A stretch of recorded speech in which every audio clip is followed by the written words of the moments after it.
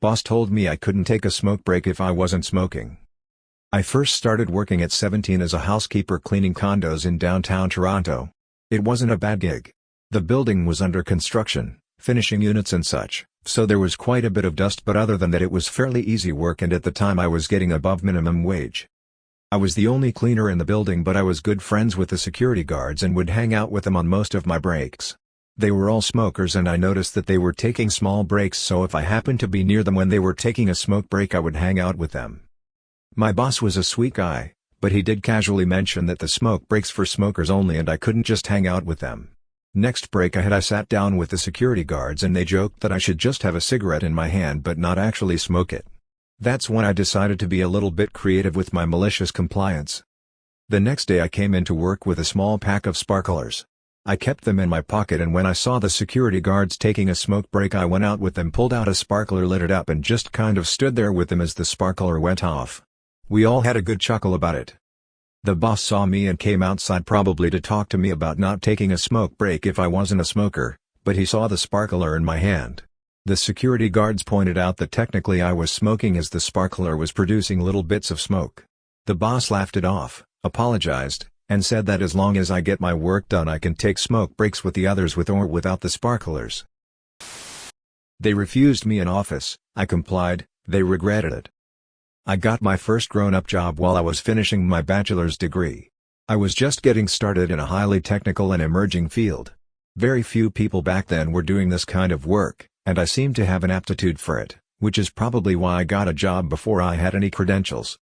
The department I was hired for was brand new and had the potential to take customers from other departments, while also generating net new business. Interestingly, the other departments had been offered the opportunity to start the service themselves but refused, even actively trying to prevent it from happening. That's the reason I ended up in a malicious compliance situation. The leaders of all the other departments conspired to prevent me from getting an office. I didn't understand at first because at that age I didn't imagine professionals did petty, immature things. When I realized what was happening, I knew they'd get exposed if I went along with it.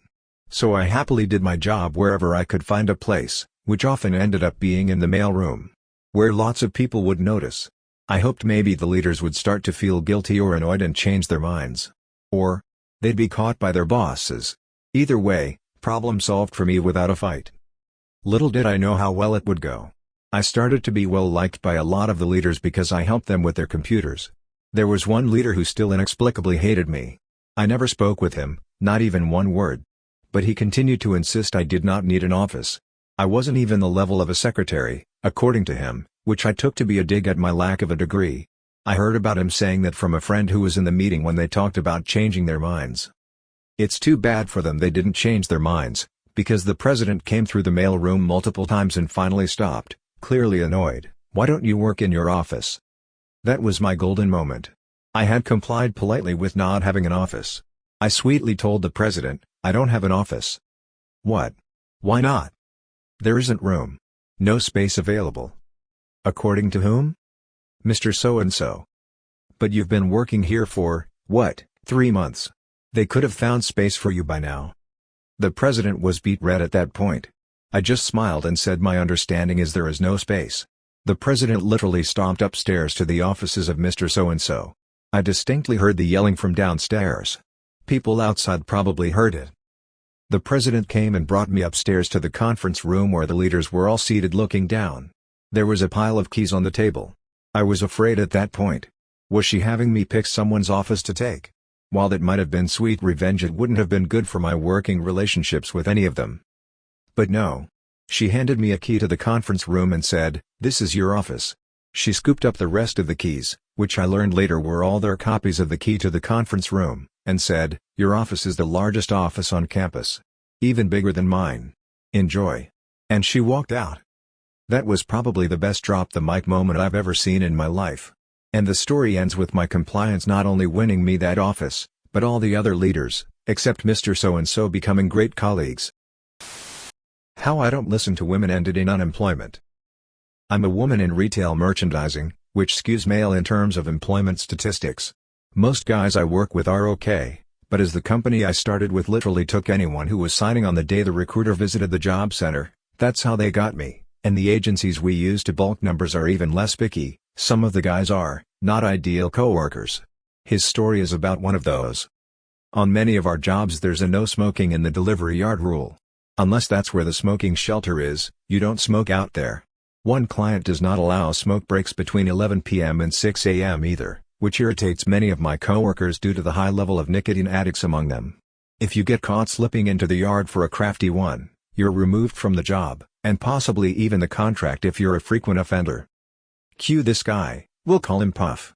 He's a smoker, with an attitude towards health and safety that had already seen him kicked off multiple contracts, for things like climbing, racking or throwing things that should not really be thrown in the direction of other people.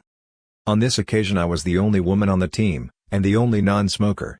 As a non-smoker I had more freedom of movement than the guys. I was the only one allowed to take trolleys out of the front door. You don't realize how many shopping trolleys, carts, a store has until you've used almost all of them to empty 3 aisles of stock that are being moved around, and the only one allowed out unsupervised in the yard.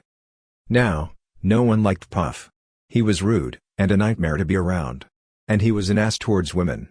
I don't listen to women, he had been heard to say. And the team leader knew it. But he had to be caught misbehaving by the store manager before he could be removed from site. One of the things we needed to do, because the fitters couldn't be asked, was throw the old shelves and brackets in the skip. This thing was an industrial one, nearly twice my height, and the end was closed. You had to throw things into it. Shelves are metal. And these ones were about 5 feet wide and 25 inches deep. I could lift them, and maneuver them into place, but throwing them that high solo? Not a chance. The guys could manage it though. I was always sent out with one of the guys, and told to make sure they didn't smoke. The team leader and most of the guys knew I'd turn a blind eye to a few quick drags in the shadow of the skip.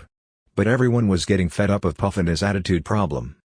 So the team leader sent me off with another pallet of mixed shelves and brackets, which were light enough for me to throw, and sent Puff trailing after me. Puff was happy to do so, realizing it was an opportunity to suck down some nicotine.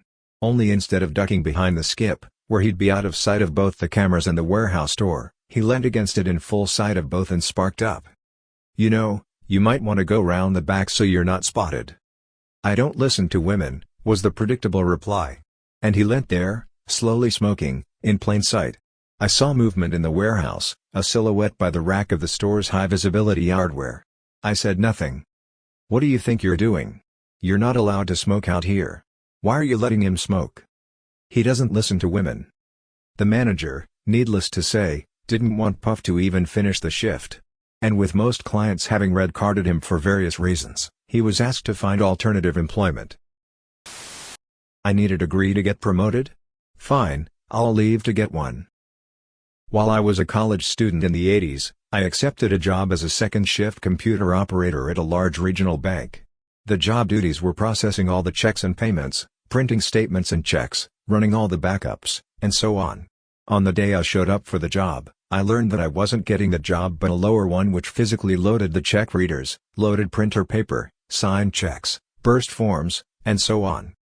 The lead computer operator had apparently threatened to quit if they didn't promote internally and give the job to one of the current people in the position I just ended up in. They later got married, so you can probably figure out her actual motive, but the department manager, Mr. Biggs, my boss's boss, told me that I would be promoted to computer operator as soon as anyone left the position. You guessed it. 2 years later, no one has left the position, and we acquired another regional bank. Our CEO told the CEO of the acquired bank that no employees would be fired, so, suddenly, we had an extra computer operator on every shift. But, Mr. Biggs insisted I'd still get promoted because he knew I was the most computer-literate employee he had, something he used to his advantage in numerous side projects which should have been paid at a much higher rate. 6 months later, one of the computer operators finally transferred to the programming department. I asked Mr. Biggs to promote me to the position and he told me he was working on it. A few months later he finally tells me that they still have too many computer operators because of the acquisition and I wouldn't be promoted until more of them left. Clearly, this wasn't working, so a few months later another position opens in the programming department and I apply for it. Mr. Biggs signed the form allowing me to apply and wished me luck. The interviews went well and programming wanted to hire me, but a few days later the computer operator who transferred there told me, privately, that Mr. Biggs went to the head of programming and asked him not to consider me for the position because I was his best employee and he couldn't afford to lose me. The head of programming told him, "No. I'm going to hire the best person for the job." The next morning, the HR director calls me to say that one of the executive vice presidents wants to interview me for the position. She's flabbergasted because he's never asked to interview anyone of that level and couldn't explain why he wanted to now. After the interview, the HR director called me, apologized profusely, and told me they were giving the position to another candidate because he had a college degree. No, it wasn't related to the position in any way. The degree was from an unaccredited college which had actually asked me to teach computer courses there, which I turned down. Of course, I knew what had really happened, so I told the HR director that I hadn't realized how important a degree was and that I would immediately switch to part-time instead of full-time so I could take more hours of classes to finish my degree more quickly. There are no part-time positions in Mr. Big's department, so it meant transferring to the department run by his biggest competitor within the company. She transferred me immediately at the same pay I was making in the previous department, and I never worked for Mr. Big's again. Gave a customer care agent an honest rating. He emailed me to request I give him a fair rating. I complied. I have been waiting for a return parcel to be collected going on 3 days.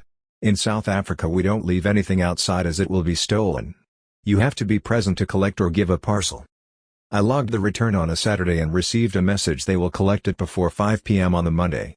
I had a doctor's appointment, so I requested the driver to come later. He gave me such attitude and never pitched. I received the same message for Tuesday, only no driver at all. I received a message that they tried to collect for me but it failed. Bull man. They did not even come. Now it's a second day gone where I have had to wait around for a driver to not pitch. It's now day 3 and I'm livid. The message about the fake attempt sent me over.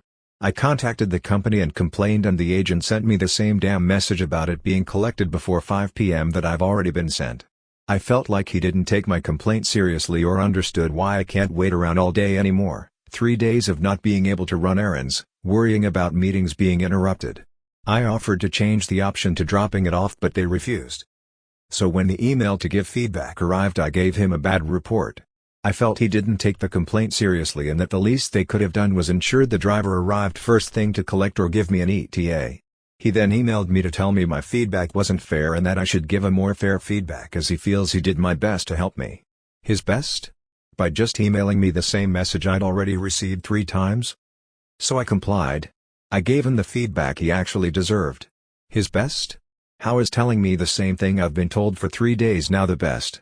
The best would be to get off his ass, pick up the phone and send the driver to my address first thing. He could have taken the attitude the driver gave me seriously and apologized for it and for the delay. He did not. He could have understood that I couldn't put my life on pause for a 3rd day to wait for a driver and at least gotten an ETA from the driver. Like, yeah. I also changed the feedback heading from issue unresolved to agent has a bad attitude. The chief to tell me to give him a more fair review when my initial one wasn't even unfair, was over the top. So he got an even more fair one. I just want my parcel collected, my refund processed so that I can buy another item to replace it. Why a driver had to cause so much drama only he will know. And now an agent made it worse.